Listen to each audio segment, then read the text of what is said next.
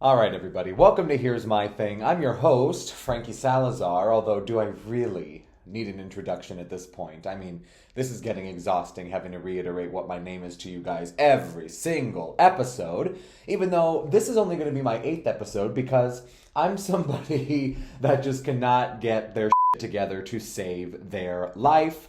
Now, listen. A lot of my friends recently have been sending me, screenshots of them watching the show and everything, and it just really makes me want to keep going because there is so much that happens in a day, and I am exhausted. And then I'm like, man, do I really want to film an episode today? And then it's like I realize like how much fun I have doing it anyway, so I don't even know why I just beat around the bush and don't just, record. Maybe because I'm just lazy or something to that effect. But anyhow, we're back. We are back. Welcome to episode 8. This episode is going to be brought to you by none other than I was going to give a shout out to my stepfather's plumbing company, but I don't really have the script ready and everything kind of in my noggin here. So we're going to go ahead and look over that script, and in a couple of days we may get our very first sponsorship, guys, from none other than my very own stepdad's plumbing company. But anyhow, I digress. I'm getting a little bit ahead of myself. This episode is going to be a good one for one reason in particular, and that is because today we are going to be telling you the story of my crazy encounters with none other than Zach Bagan's Haunted Museum. Now, for those of you who don't know about Zach Bagan, he is a television personality, and he specializes in ghost hunting and, spiritual kind of connections and trying to go out and seek, those kind of things because that's always just been something of interest to him. He's been featured in videos with ghost explorers from all over the world. Some of you may know who Sam and Colby are. They're very, very, very, very famous YouTubers, and I believe they actually have a residence out here in the Las Vegas Valley. But I've been watching them for years because something that's always interested me in particular was ghost hunting. I mean, I don't know what it is, but something about like graveyards and the darkness and ghosts and the possibility that there are energies and ethereal beings beyond our own comprehension is just something that I've always been fascinated by. So when I got word that there was, a haunted museum out here, like a legitimate one with expensive artifacts from celebrities, who have tragically passed away, their familial heirlooms. I mean, the guy literally has like Michael Jackson's chair that he OD'd in. I mean, it is absolutely insane. I was so excited. So I messaged some of my closest friends to go ahead and take me there, and it was just a really, really good experience. That was until I didn't realize just, the gravity of the situation when it comes to the kind of attachments you can have subsequently. Okay? I literally believe that I had a demon attached to me for months. In fact, he still may be there. He hasn't done anything bad to me recently, knock on wood. But, you know what I'm saying? So I don't want to piss him off because when you go into the museum, even if you're not somebody that believes, in the quote other side, or you're not really fascinated by ghost adventures or anything like that, you still want to respect it. You know what I mean? Because there's a certain thickness there. There's a certain vibe. There's a certain energy that you just want to be respectful of, even if you don't believe in quote unquote the spirituality of it. Because like I said, a lot of these are just historical artifacts from just tragedies. I mean, a lot of them are murders or where people, may have committed, taken their own lives and things like that. So when you first get there, it's very, very, very eerie. Okay, I mean, it is so on brand. It is located on the corner of 6th Street in Charleston here in Las Vegas, Nevada. And sometimes Zach will make a guest appearance. I've been trying to go again because if I ever got the chance to meet him, I would just totally fangirl and like freak out. But regardless, my point is when you drive in, there's this eerie kind of, Transylvanian music kind of going on. And it's all red lights and you have to, book your reservation in advance. And there's, gargoyles on the ceiling and clowns and, weird artifacts everywhere. So then we begin the tour and everything, and it starts out because there are two kinds of tours. You pay a little bit of extra money to get the full tour, including the Devil's Rocking Chair, going all the way down into the basement where there's a literal pentagram engraved into the floor when they ripped up the floorboards when Zach Bagans, excuse me, literal gnat about to fly into my eye. Anyhow, there's a literal pentagram engraved into the floor in the concrete of the basement. Now, just to give you guys a little bit of history, this location used to be where the Nevada State Bar, because in the downtown area of Las Vegas, there's a lot of lawyers' offices and buildings and courthouses and such. Well, people would always complain that there was a shadowy figure in one of the entrances. I'm trying to think, because when you go, the way they have it laid out in the museum, you kind of forget that you're in like a legitimate house, like an office house kind of space. Well, the attorneys wanted to leave because they said that there were so many paranormal, activity going around that they were like terrified. And they particularly complained about a black shadowy figure that would stand right outside the front window, even in broad daylight, in the living room. Okay, so anyhow, the first room you go into is going to be the living room, and it's just decorated, and it is hot, and then sometimes it's cold, and then sometimes it gets really cold in certain places, and a lot of people think that that's indicative of an entity being right where you're standing. And with that kind of place, I mean, guys, the air is just literally so thick.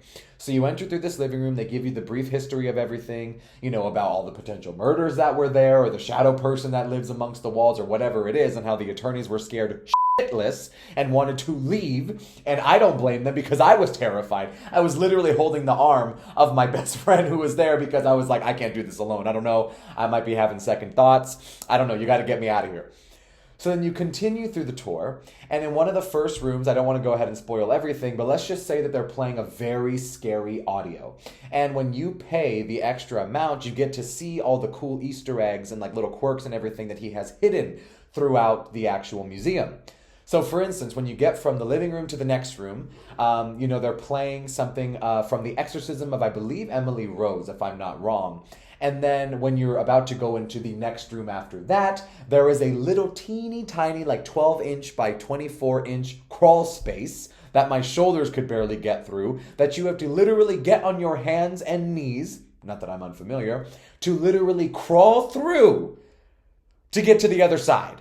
Okay, and in there are speakers on each side, and it's like people screaming. It's like women screaming and children crying, and it is just absolutely terrifying. And my friend poked me, and it was just absolutely terrifying to try to go through this thing to get to the doll room.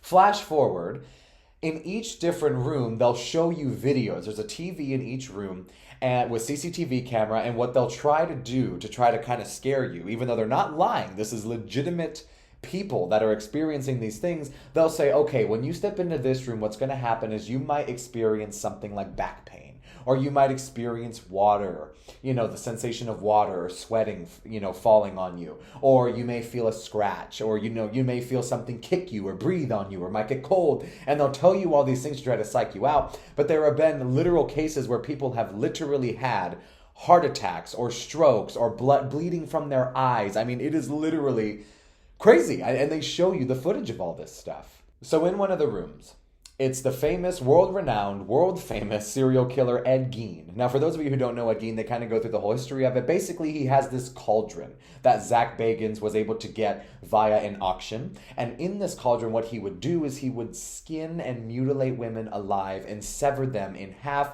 to then drain their bodies, hanging from their ankles, into this cauldron. I mean, it is literally disgusting. And did I mention that this episode is not for children? If I haven't, you might want to let the kids, go away for just a little bit, because it's going to get a little bit graphic. But in that room, I'm standing there, and, I'm looking at all the decor on the walls, and by decor, I mean a literal belt made out of human nipples. And I'm looking at the nipple belt, and I'm like thinking to myself, like, oh my God, what has to be going on in somebody's mind to be doing this? I mean, he is absolutely, you have to be so beyond mentally ill, beyond repair. Even Jesus could not set your ass free if you're making a belt made out of nipples. Anyhow, I'm standing there and I'm looking at this beautiful wall decor, and all of a sudden I feel something dripping down my calf. And I freak out. And I tell my friend, I go, let me find out that one of you spat on me as like a joke, because they say in the room that, maybe you could have a water sensation or whatever. And I'm literally wiping my leg up and down like, what is that? And there's literal water in my hands. And I'm wearing pants. Just keep in mind, I'm wearing pants this day because it was cold when we went. So I'm wearing pants and I feel this water through, just going down my calf. And it is like bizarre because it's coming from nowhere. And you could be thinking, okay, Frankie, you said that the museum is hot. Maybe that's just whatever. It could be sweat, whatever. And I'll give that to you for now. Okay, for now. Stay with me. It gets a lot crazier. Couple rooms down, during the tour, you visit a doll, the infamous blue-eyed, beautiful porcelain doll named Peggy. Now, Peggy is actually what the... there's been a lot of movies based, on her.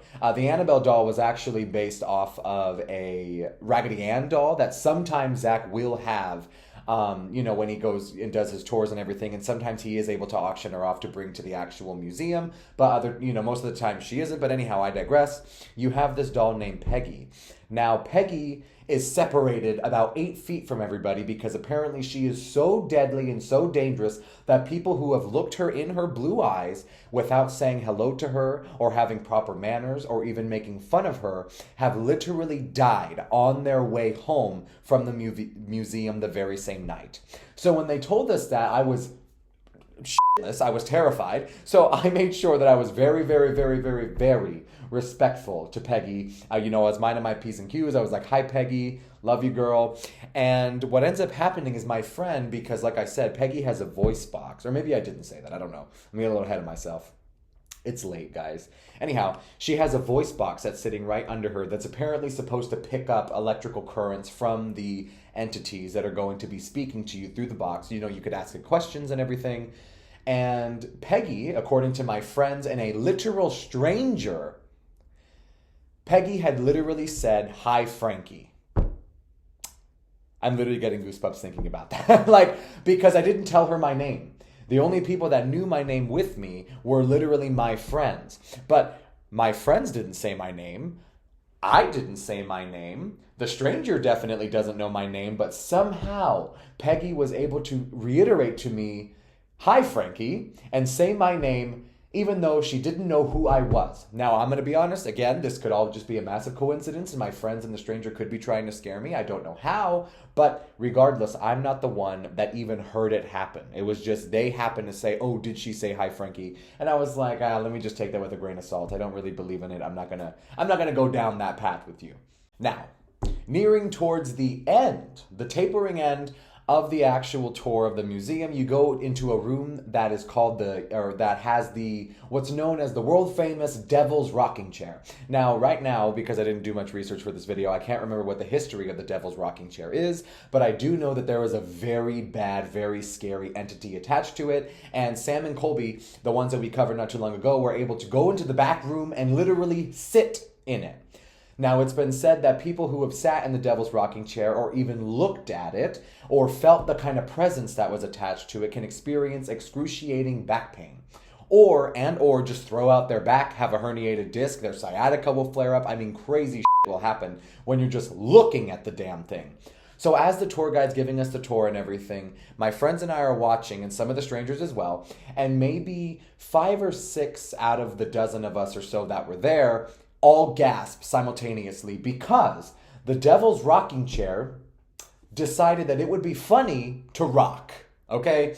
Now, there's a lot of people who theorize that maybe Zach put a string on the back of it and maybe a cast member's just going ahead and pulling the string to try to get a rise out of people. I don't know. But either way, whether it was a stunt or not, doesn't make it any less terrifying, because when you're standing there and they're telling you the story of the Devil's Rocking Chair, you can only think one thing.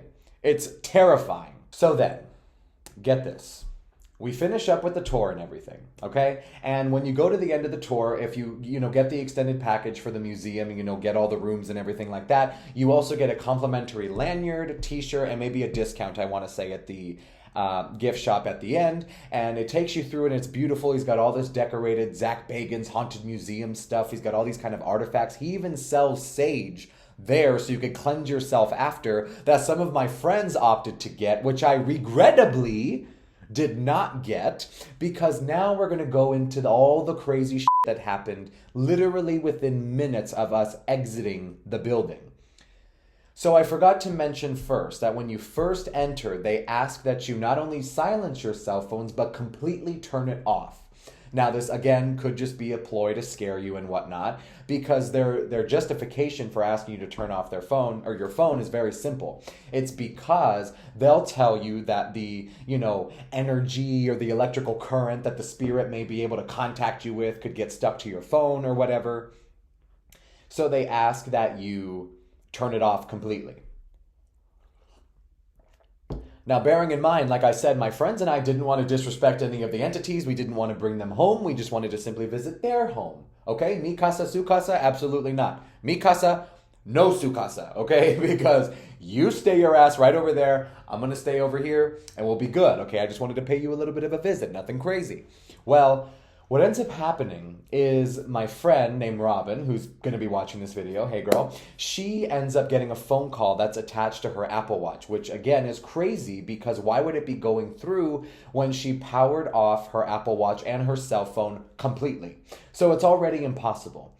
Anyhow, that phone call happens to be my mom, who is literally having an existential crisis because she's a Christian woman and she doesn't like to fraternize with the devil and witchcraft and all that good stuff, even though her son does. I break her heart every day regardless. She gives a ring to Robin because my phone obviously wasn't going off because it was completely off. And when I finally turned back on my phone, I realized I have like 17 missed calls from her. But regardless, she informs Robin to tell me to call her. Okay? So when I give my mom a phone call and I'm en route to her house to tell her about everything, even though she literally didn't even want me to enter the house, she was so scared, she could probably feel the attachment that I had. She's telling me on the phone that she is experiencing excruciating back pain. Now, keep in mind, like I said, we had just left the Devil's Rocking Chair where they said that if you sit in it or see it move or anything like that, or the entity attaches to you, you could have an experience back pain.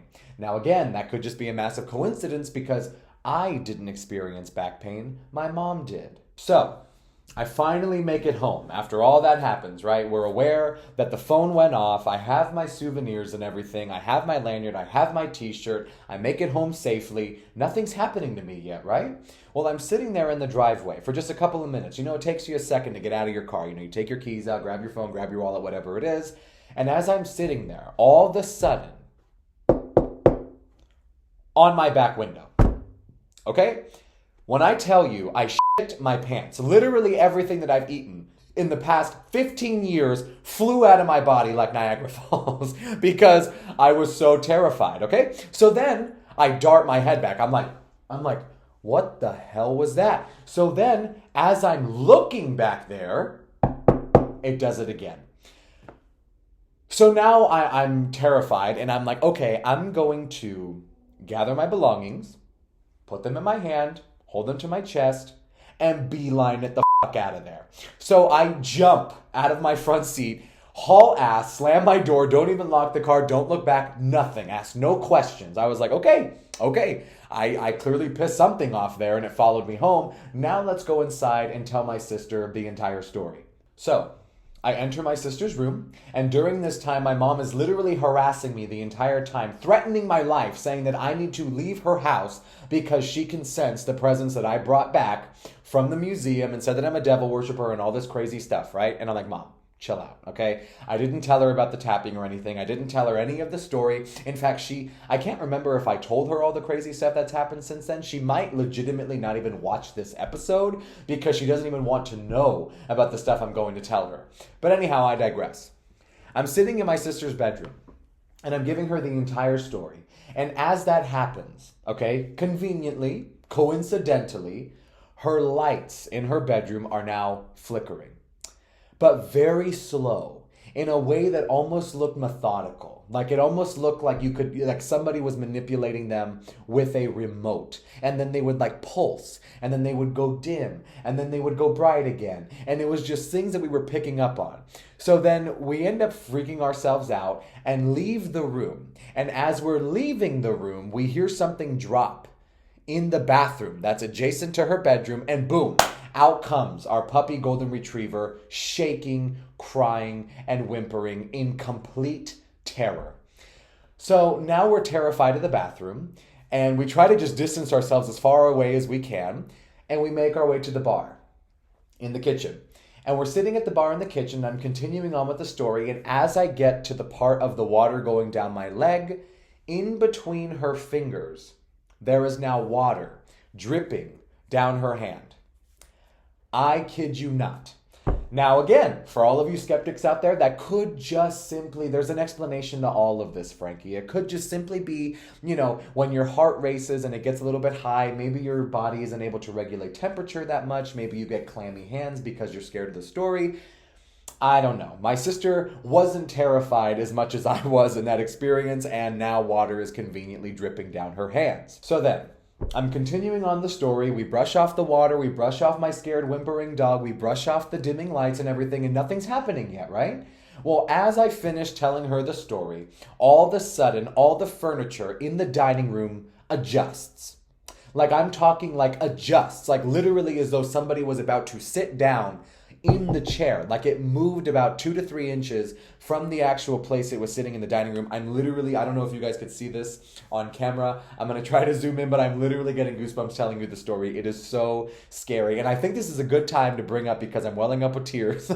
Because the more we get into the story, it is just so, I literally might shed a tear again. Like it is so crazy how real it is, and anybody that's like thrilled by this kind of stuff, don't let this be a deterrent to you. This should literally be motivation to go. And if you're a personal friend of mine who watches this show or has heard me talk about it and wants to go with me, please let me know, because I've been trying to go again. And like I said, right now I've got goosebumps and I'm welling up with tears. I'm going to go ahead and put a picture up of me covering my face because I had a tear coming down as I was writing the script for this episode, okay? So after all that stuff adjusts in the dining room and all that crazy stuff happens, flash forward the next day. I wake up to a text message from my friend Robin, again, like I said, who came with me, to an image of her ankle being swollen to like 8 times the size of any human's ankle should be, black and blue. It literally looked like it got hit by a truck. That is the best way I could describe it. I mean, it literally looked like it got run over or hit with a Louisville Slugger or something crazy, okay? And at the same time, I get a text message from my cousin who is explaining to me that at the same time that we were exiting the museum, now just to preface, her house is haunted. Okay, it literally is. Even before I visited the museum, even anything like that, she always says that guests always see a shadowy entity that rests and or sits or stands or waits for her at her front door, or excuse me, at her bedroom door in the master bedroom of her house. Okay? And as she's telling me this stuff, she then tells me about how randomly, out of nowhere, her arm began to swell at the same exact time, at about the same time, again, existing in 2 different times, of the world. And, my cousin wasn't with us or anything like that. My friend Robin's ankle is swelling to 8 times its size, and so is my cousin's arm. And as her arm begins to swell, the entity that usually stands in front of her master bedroom takes a walk in her house, okay? And it walks from her laundry room that's located, it's attached kind of by the garage area. It takes a walk from her laundry room. She tells me that she can literally hear the steps. It opens her baby gate, separating the hallway from the living room that's also attached to her bedroom, opens the gate, lets it shut behind it, and stands in front of her bedroom. Again, literal goosebumps. Like, I don't know what to tell you. If you guys want to believe this, I don't care. But this is literally the truth. This is literally what is happening simultaneously that same night. Now, granted, they're telling me the story the days after, but when I asked them, what was the timeline of this kind of stuff, they told me it was between 10 p.m. and midnight that very night that I visited the museum, okay? So then, later that night, how we talked about how my mom was going through excruciating back pain and I was experiencing nothing. I exit the bathroom that next night. right next to my sister's bedroom because I'm assuming that the entity that was in there that tried to attack my little poor baby puppy is finally gone. I was sorely mistaken because when I bent over to pick up whatever it was that I dropped, I can't remember what it was, but I digress. When I bent over to pick it up, I completely threw my back out. I mean, my back was shot. What 19-year-old boy is going to throw out his back just by simply bending over? Okay, now I can hear all the fat jokes and how I need to exercise and how it could have strained my back and blah, blah, blah, blah, blah. But for the sake of the story and the dramification and all that stuff, if that's even a word, we're just going to say that I threw my back out. Even though that is true. Now, again, there could be an explanation to it. I don't know, but it is true. So then, after I throw my back out, I decide to go to my sister's room and we're just chatting and whatever. And then I see out of the corner of my eye that I had left my lanyard sitting on her desk and I ask her to hand it to me. Now, sadly, I forgot to bring my lanyard because I didn't realize I was going to be filming today. So I could really show you the mechanism of how it works, but I'll go ahead and put a picture up. The way it works is the lanyard is attached to this clip. And to get the card that's attached to the lanyard off the clip, you literally have to forcibly insert your finger in and pull the card out so that it can't go anywhere. It's completely locked in there, okay? Well, as she just simply hands me over the lanyard, she just picks it up from the, mesh part, and the card just detaches. Just falls off. Like, a magic trick? Like, when, magicians will, pull those rings and then all of a sudden they just come undone and everything? That's literally what happened. But she wasn't yanking it. She wasn't pulling it. My sister's not a fucking magician, okay? She's not. She just happened to lift the mesh part of my lanyard and boom, it falls off. We reattach it. It falls off again.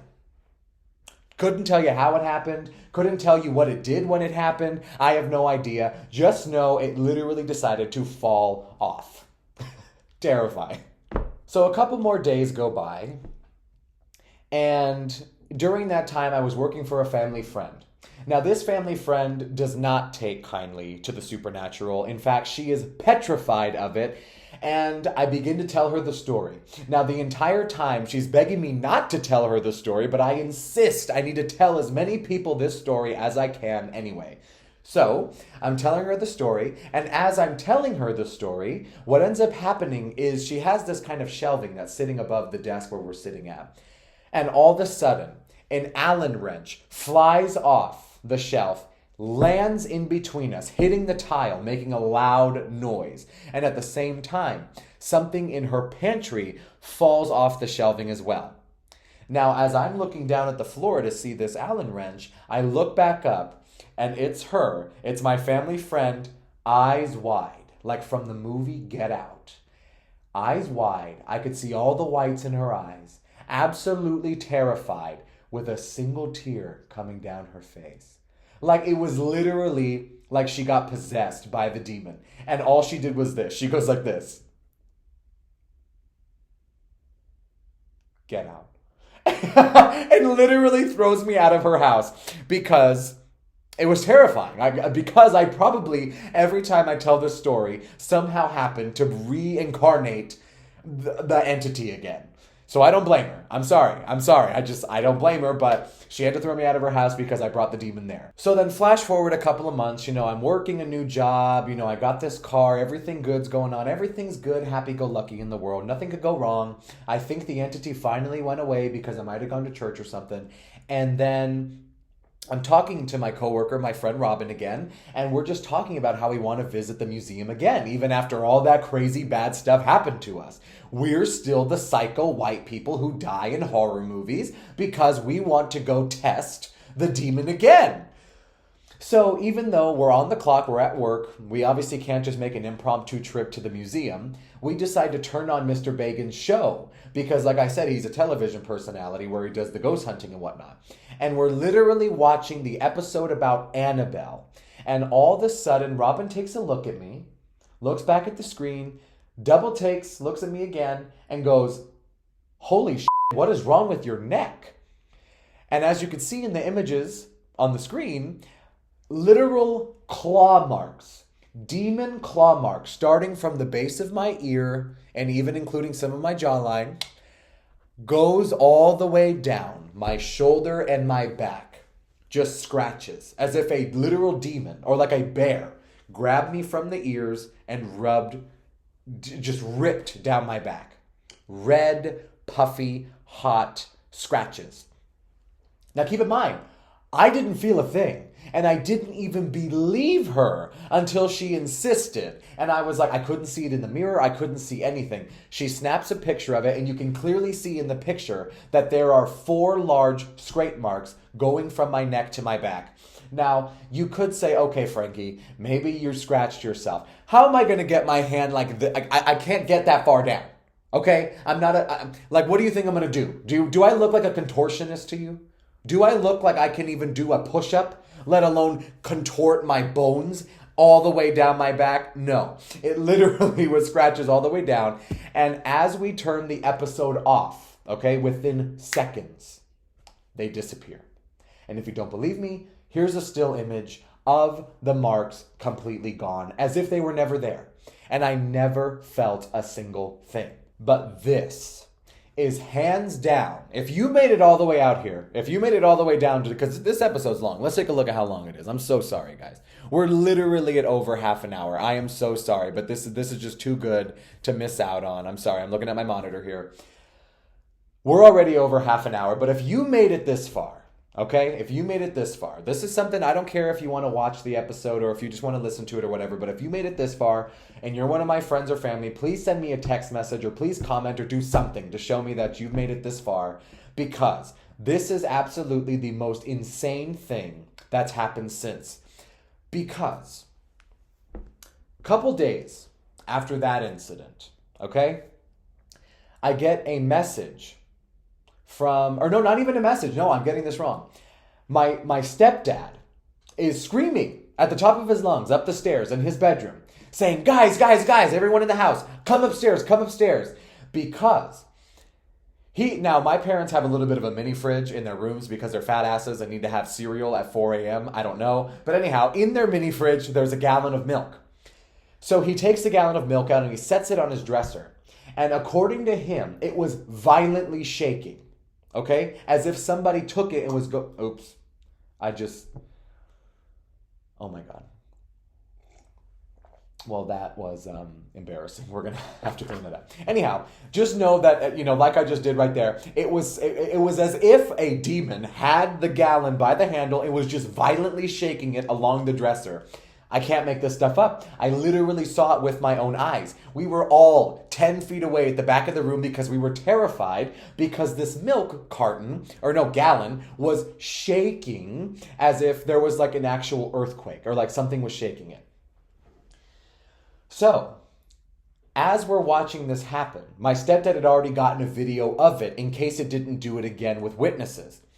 And he sends it to my entire family through separate text messages and even a group chat with some of my friends that had visited the museum. Because his exact words, I'm going to put up the text right now, were something to the effect of like, you guys are never welcome at my house again, or you guys can never go to that museum again, or whatever he said, because we brought the demon into his house and it's now affecting his 4 a.m. cereal time, guys. I think that's what he was pissed off about. So he sends us this video.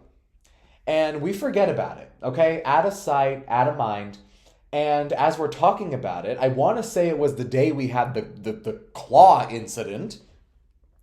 We go to look back, and the footage is completely gone from all of our cell phones. Every single person. There was at least a dozen of us with this footage on our cell phones. I'm not even exaggerating. And I asked every single person if they remember if the video existed. Some of them said that they don't even know what I was talking about. Some of them claimed to have seen it. Some of them claimed to have never seen it. Some of them said they saw it in person, whatever. Well, as I'm asking all these people this, then I ask them, I prompt them, I say, okay, if you know that this footage exists, find it. So they go to the text thread and it's gone. And you could literally see in the text thread where he points out the link to the video. and it's gone, wiped off all of our phones as if it never happened. I'm literally getting goosebumps telling the story again, because how? How is that possible that a dozen people with the same footage on the same phone, because yeah, you could delete stuff off your phone, but I didn't delete it. I know my friends didn't delete it. My stepdad didn't delete it, unless he wanted to like be funny and unsend it, but then I don't think that was an update or like a feature that Apple had back then. So that's not possible. And even if it did, it would say, Mike or whatever my stepdad's name in these people's phones is, unsent a message. And that didn't happen either. So we're going crazy. We're like, there's no way. No, the people are going to think we're lying about this as if the video never existed. It's like we dreamt it. Until my girl Robin, okay, who always comes with the receipts, pulls up the text thread and is going through her images and everything, and she literally has a screenshot of the text thread with the video there as proof that it did exist. And when we went back to the actual text thread, the video's gone. So how do we literally have photo imagery that the actual video of the demon milk exists, but it's gone off of all of our phones? So that one, to me, if you're one of the skeptics of this video, please explain that one. We could explain the water, we could explain the hot flashes, we could explain the back, we could explain the arm swell, we could maybe even explain the baby gate, it could have been an air conditioner, whatever. How do you explain a dozen people's phones being wiped of footage but still having an image screenshot of the video text message thread proving it exists? I don't know. And now, the time you've all been waiting for. Here's my thing. I still am so fascinated by all the stuff that happened to me. Now, I do have, granted, I will say that within a couple weeks or months following thereafter, subsequently, when I visited the museum, a lot of bad stuff has happened to me. We're talking cars being totaled, having no money, having no job, hospitalizations. Those could all just be massive coincidences, but my cousin, the one with the arm swelling and the demon in her house and her bedroom, has died on the hill, saying that she will never visit that museum because she attributes all the bad stuff happening to me as to like bad juju or like the demon that was attached to me. I don't know. But, regardless of all that stuff happening, whether all the bad stuff did happen to me because of the demon, I don't know. I still am so fascinated by it. And if any of you watching this video right now would want to go with me, please let me know. Please. I am begging. I want to go again so bad. And to my friends that got to experience all this stuff with me, the ones that I know are going to watch this video, guys, what was going on? I mean, this, it's absolutely insane. But even if you're not, even if you're a skeptic or don't believe in the, energy, the spirituality of it, it still is a very cool museum because it's history. It talks about a lot of historic celebrity deaths and unsolved murders and, things like that. And there's a lot of crazy artifacts that you get to, be really, really close with and or touch sometimes in the area if you're brave enough. But anyhow, at the end of the day, this has been Here's My Thing, starring Frankie Salazar, and I will see you guys in the next one. And I promise, it won't be long, or this long.